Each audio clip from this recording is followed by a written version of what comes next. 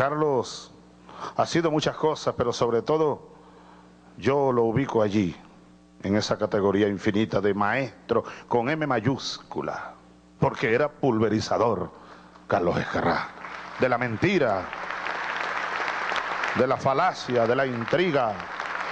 Era un valiente de la palabra, un soldado. Sigamos el camino que Carlos Escarrá nos señaló, nos ha señalado. Como dijo Jesús, mi Señor, nuestro Señor, un día: no es tiempo de morir. Así que tú no mueres, Carlos. Tú duermes y vives en nosotros. Te prometo, te prometemos que triunfaremos de manera resonante el 7 de octubre. Y tú estarás con nosotros. Tú estarás con nosotros en primera fila. En mis manos, Carlos Escarrá, está tu llamarada. En nuestras manos, Carlos Escarrá, estará para siempre tu llamarada. Vida eterna a Carlos Escarrá Malavé. Bienvenidas y bienvenidos a este su programa Debate Socialista. Los que mueren por la vida no pueden llamarse muertos. Y teníamos la introducción de lo que fue las palabras de nuestro comandante presidente Hugo Chávez en esta capilla ardiente que se hizo en la Asamblea Nacional para un diputado, para nuestro procurador de la República, para un constituyentista, para un revolucionario eterno, para uno de los indispensables. Está acompañándonos en este debate socialista Miguel Ángel Pérez Perela, bienvenido a tu casa de todos los días. Y está también Alberto Aranguibel, bienvenido Alberto. Gracias, ¿cómo estás, Blanca? Bueno, en este primer segmento vamos a hablar sobre el legado de nuestro camarada Carlos Escarrá. Alberto. Sí, bueno, ¿qué faltaría por decir? No solo por todo lo que hemos visto pues de reconocimiento todos estos días, de reconocimiento afectuoso, cariñoso hacia ese gran hombre, Carlos Escarrá, sino por su trayectoria misma que conocimos. Yo diría que si hay algo en lo que hay que insistir en todo caso, es en dos aspectos que yo en lo personal considero fundamentales de ese gran amigo, ese extraordinario camarada que fue y bueno, y seguirá siendo Carlos. Y es, en primer término, la profundidad, la densidad de su formación ideológica.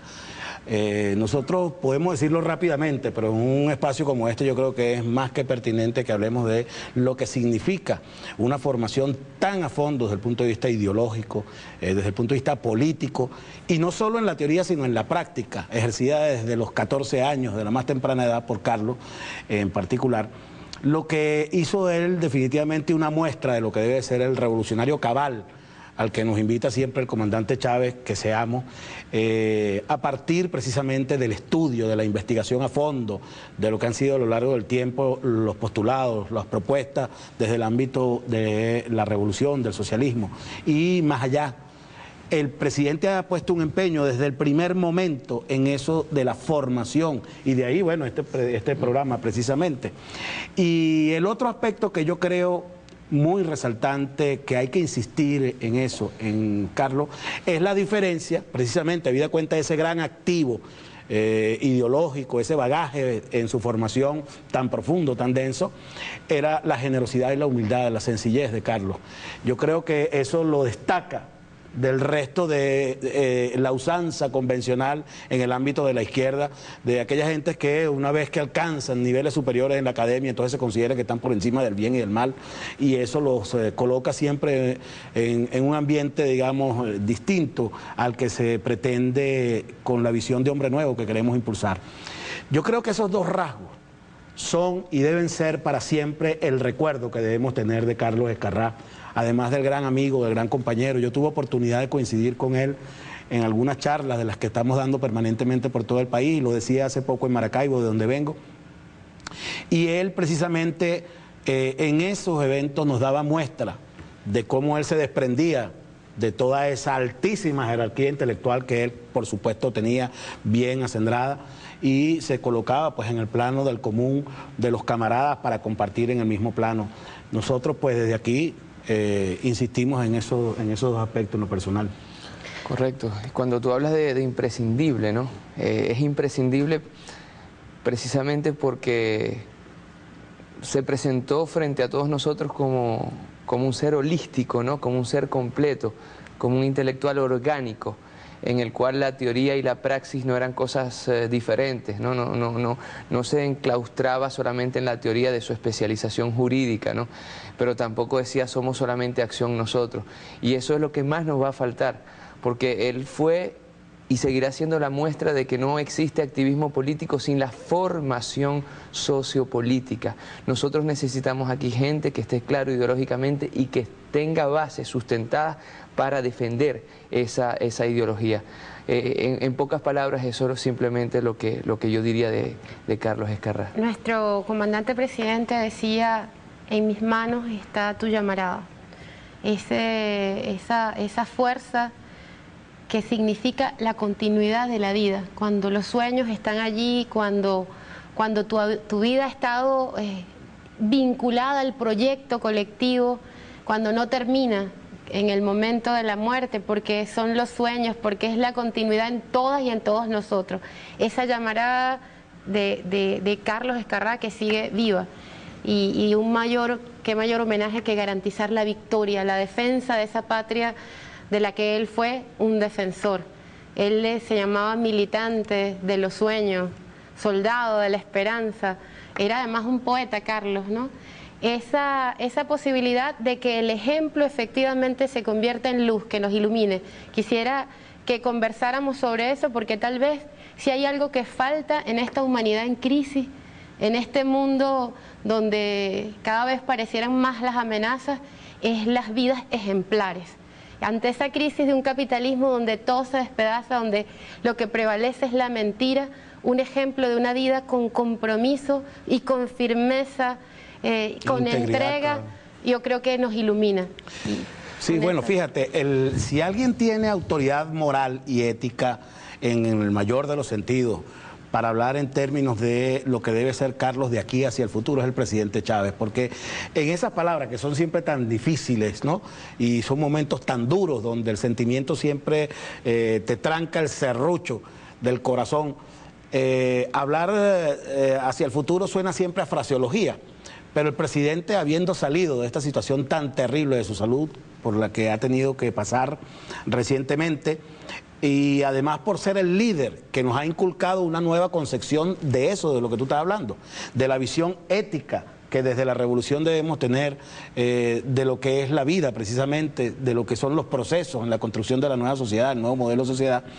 Entonces adquiere definitivamente una tangibilidad inusual esa forma como despidió el presidente Chávez, tan además muy bien hilvanada, hermosa, por lo demás muy poética, muy sensible, muy sentida, esa forma como despidió al hermano, al amigo, a quien incluso él dice que lo llamaba para preguntarle de madrugada algunas cosas, etcétera. Yo creo que en eso hay definitivamente un discurso creíble, confiable, que nos permite a nosotros precisamente nutrirnos de ese gran ánimo revolucionario que nos quiso inspirar Carlos. Sí. Desde la filosofía, más allá de la creencia que cada uno podamos tener, se plantea la muerte como un hecho no del que muere, sino de los otros, de los que nos quedamos vivos, ¿no? Y Blanca, tú hablabas de lo paradigmático de una vida. Al final podríamos decir, y sin ánimos de comparar para bien o para mal, que el Che murió, que Ludovico Silva murió, que tantos otros venezolanos han muerto. O sea, han muerto quizás físicamente, y esto es un lugar común, pero nuestro sufrimiento, acaso con la muerte de Carlos Ezcarrá, es para nosotros la concepción de él que ya no está físicamente. Ahora, él, que dejó todo lo que dejó y que ahora evidentemente habrá que comenzar un proceso de reflexión, de estudio de su obra, de su acción, en tanto que ser paradigmático es el que nos está dando de alguna manera el camino, el rumbo a seguir. Con relación al presidente Chávez, fueron muy sentidas sus palabras, incluso al final se le quiebra la voz, y es que no es fácil para alguien que estuvo tan cerca de la muerte enfrentarse a la muerte del otro compañero, del otro amigo, del otro especialista, del otro camarada. Fue un momento, nosotros lo estuvimos viendo desde aquí, desde BTV, que también creo que es ejemplar, ¿no? Porque nosotros tenemos que sabernos seres coyunturales en lo físico y tenemos que saber que esta lucha es una lucha de largo aliento. O sea, nosotros emprendimos una lucha que retomamos de gente que venía hace 50 años, de gente que venía hace 100 años, de gente que venía, y así podemos llegar al menos hasta hace 500 años, ¿no? Y que nuestro paso por la vida es un paso netamente físico y todo lo que podamos hacer o dejar de hacer tiene vinculaciones éticas y políticas. Yo creo que ahí se encuentra también el sentido existencial de la revolución. Un hecho no solamente político, sino un hecho también moral, ¿no? Nosotros como revolucionarios vivos frente a los otros revolucionarios vivos que acaso nos verán morir o viceversa. Dentro de ese legado está el aporte que nos dio Carlos como constituyente, ¿no? La refundación de la República, que las leyes no fuesen camisas de fuerza, instrumentos de opresión de nuestro pueblo, sino que nuestras leyes fuesen leyes liberadoras. Venir desde esa formación académica, pero darle la carga revolucionaria para que las leyes fuesen un paso hacia la transformación de la sociedad. Quisiera también esa experiencia extraordinaria que hemos tenido nosotros de que nuestras leyes las haya hecho el pueblo y de que hayan soldados como Carlos que estuvieron ahí batallando para que esas leyes fueran efectivamente instrumentos para la liberación.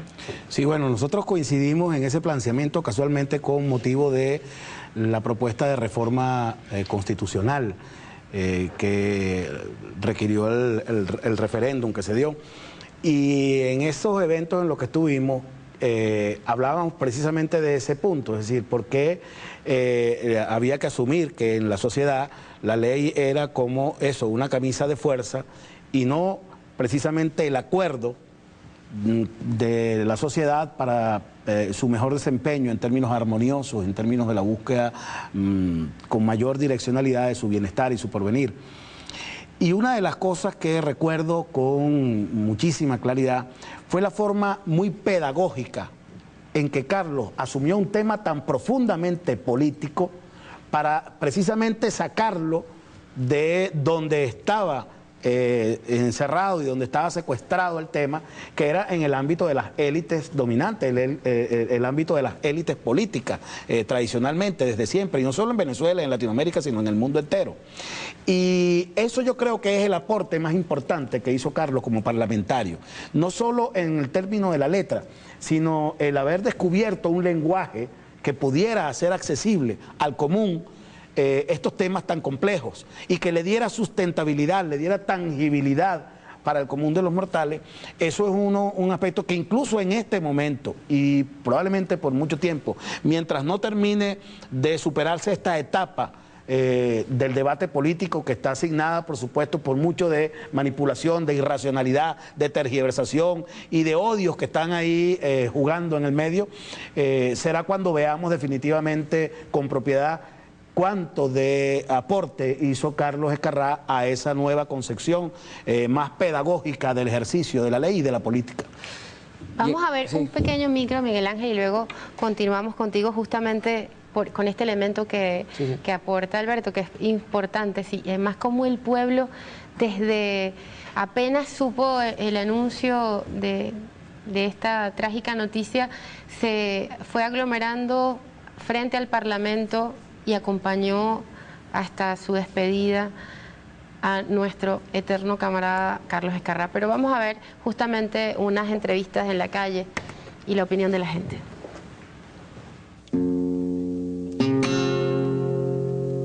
Los que mueren por la vida no pueden llamarse muertos.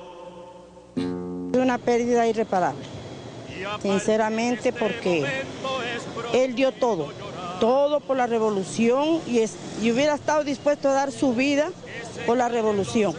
Un hombre carta cabal, un hombre honesto, que nadie, absolutamente nadie puede decir nada en contra de él. Yo tuve la dicha de tratarlo personalmente, me duele, pero el legado que él dejó es para que sigamos luchando por la revolución. Una pérdida lamentable, porque en realidad Carlos Escarrá fue un revolucionario que estuvo siempre ahí estuvo adelante en las opiniones en la Asamblea Nacional, defendiendo la revolución, defendiendo el pueblo de Venezuela, con sus explicaciones y sus argumentos, no queda duda que Carlos Escarrá fue una persona muy valiosa para nosotros.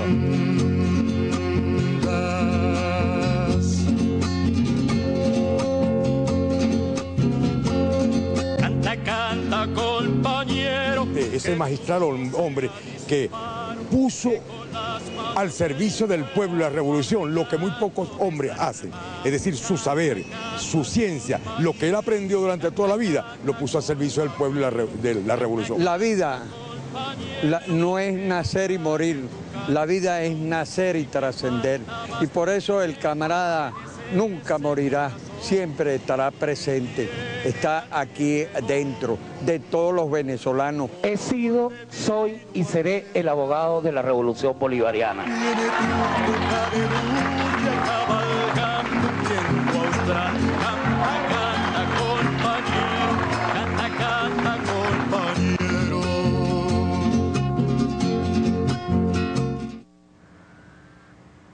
Miguel Ángel, la filosofía de nuestro pueblo, además, el cómo... Impresionante, es impresionante, nos llega al corazón. Retomando el tema de la Constitución, porque no es fácil escuchar al pueblo y seguir hablando de Carlos desde la racionalidad. El 5 de noviembre de 1970, Allende hace un discurso frente al Poder Legislativo. Y cito este discurso porque creo que es uno de los legados más grandes de Carlos. Y él decía que el deber de todo revolucionario era hacer que cada ley, que cada norma, que cada letra que tenga que ver con la estructuración jurídica de un pueblo fuese en pro de ese pueblo. Poco retomando tus palabras, Alberto. Eso fue uno de los aportes más importantes que hizo Carlos Escarrá, que le dio la llave, de alguna manera, al pueblo venezolano, de ese hermetismo jurídico en el cual nos habían tenido, ¿no? Según el cual las leyes solamente lo hacía un grupo lobista de especialistas. Y ahí es que yo digo que tenemos que insistir mucho, y este es un buen lugar para recordarlo, en la formación sociopolítica. Si vamos a ser médicos, que seamos los mejores médicos, en el sentido humano, en el sentido técnico, en el sentido científico. Carlos Escarrá interpretó la ley venezolana, le quitó el hermetismo, hizo una transferencia de conocimiento que pocos revolucionarios han hecho. Es decir, nos enseñó que es posible escribir la Constitución, cómo escribirla, cuáles son las mañas jurídicas y cómo nos han tenido sometidos a través de la ley. Y esto no solamente nacionalmente, lo veíamos en unas imágenes, sino también internacionalmente. Y es en ese sentido que yo creo que hay que retomar a un Carlos Escarrá. Esta pérdida es muy dura, sobre todo en este año, que no solamente es electoral, sino en el cual se deciden tantísimas cosas. Hay tantos procesos abiertos contra Venezuela injustamente. Aquellos que demonizaron la Constitución, donde él fue constituyentista, hoy la utilizan para atacar al mismo presidente Chávez y al mismo gobierno bolivariano. Es una pérdida realmente ética, política, jurídica. Es una gran pérdida, es una gran pérdida. La defensa, Aranguibel, del país en todos esos escenarios internacionales. La seguridad de que en Carlos teníamos de verdad alguien que era capaz por su solidez intelectual y su formación, de saber cómo dar esas batallas. Sí, porque fíjate, Carlos nos enseñó, digamos, profundizando en estas mismas ideas, nos enseñó algo que era una cosa que estaba ahí, que era de anteojito y no la veíamos, porque nunca le interesó a los sectores dominantes que la viéramos. Y es que las leyes deben estar fundadas en el sentido común, en la justicia más elemental. Eso es el punto de partida de la pedagogía de Carlos respecto de lo que debe ser la ley y su aplicación en la sociedad. Debe ser para la construcción de sociedades justas, armoniosas. Y es ahí donde digo que todo eso que hemos nosotros aprendido, que nos ha ayudado a avanzar en la revolución muchísimo, como tú lo señalas, porque descubrimos que no teníamos, por ejemplo, que nosotros estar sometidos a tribunales extranjeros que decidieran sobre contratos en los cuales la Constitución nos manda a que debe prevalecer el sentido de soberanía a que manda la misma Constitución. Es decir, todo lo que hemos aprendido como sociedad nos ha convertido en un pueblo distinto, porque en ese sentido, en la aplicación de las leyes, sabemos ya en muchos casos y digamos en mucha medida, con la madurez que tiene el pueblo, como lo acabamos de constatar, por supuesto, en función de todo ese gran empeño del presidente en que nos formemos, que avancemos en la investigación, en la profundización de los temas, del debate, etcétera, y de la organización social. Bueno, en ese sentido es donde puede calar precisamente de mejor manera ese tipo de enseñanza. Y cómo se convierte en un activo de un proceso revolucionario es lo que vamos a seguir viendo con mayor claridad a medida que transcurra el tiempo y pasen los años, ojalá sea más temprano que tarde. Muchísimas gracias. Vamos a cerrar este segmento, pero haciendo énfasis en algo que era justamente uno de los elementos fundamentales del legado de Carlos Escarrá como soldado y militante de los sueños y de la esperanza. Y es justamente no rendirse, no decaerse, tener el coraje, tener la pasión, tener la convicción de que vamos por el camino correcto, por la defensa de la revolución, de la patria, de nuestro pueblo. Así que el mayor homenaje es seguir de pie y conservar esa llamarada, como dice nuestro comandante presidente, en sus manos está la llamarada, en nuestro corazón, en nuestro pensamiento tiene que seguir vivo el espíritu revolucionario y libertador de Carlos Escarrá. Vamos a cerrar con palabras del hermano de Carlos Escarrá. Carlos fue siempre muy aventajado. Se gradúa con honores sin haber cumplido la edad reglamentaria para ser abogado, a los 20 años, en la Universidad Católica Andrés Bello. Hace posgrado, hace doctorado, siempre con honores. Y eso, los que lo conocieron saben, en ningún momento ocasionó en él actitudes hieráticas, sino por el contrario, una gran sencillez y una alta pedagogía que todos sus alumnos, me atrevería a decir, unánimemente reconocen. Carlos, enamorado como fue, era un cultor de la poesía. El derecho, la historia, la ciencia política, pero era un cultor de la poesía. Enamorado de Pablo Neruda y sobre todo de Andrés Eloy Blanco. Reconozco en Carlos no solo al luchador de la revolución en la que él creía y seguirá creyendo donde quiera que el hacedor del universo lo ubique, sino que además fue un extraordinario de verbo fácil, de verbo fuerte. Se critica a veces eso, pero quienes los critican, pienso, tienen muy menguado el espíritu. Porque tener carácter, ser fuerte en las convicciones o terco, lo único que quiere decir es que se es genuino, se es sincero con los valores que se tienen. Y Carlos no transaba valores. No había posibilidad alguna de que eso ocurriera. Escojo un poema, hermano,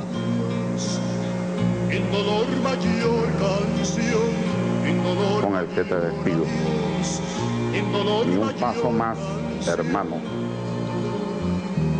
que no pueda el ayer o sus cenizas o sus odios oponerse a nuestro encuentro. Ni tú ni yo apagamos la luz, ni le hemos robado el pan a nadie, ni dejamos sin techo y sin puertas a nuestra patria. Adiós, hermano.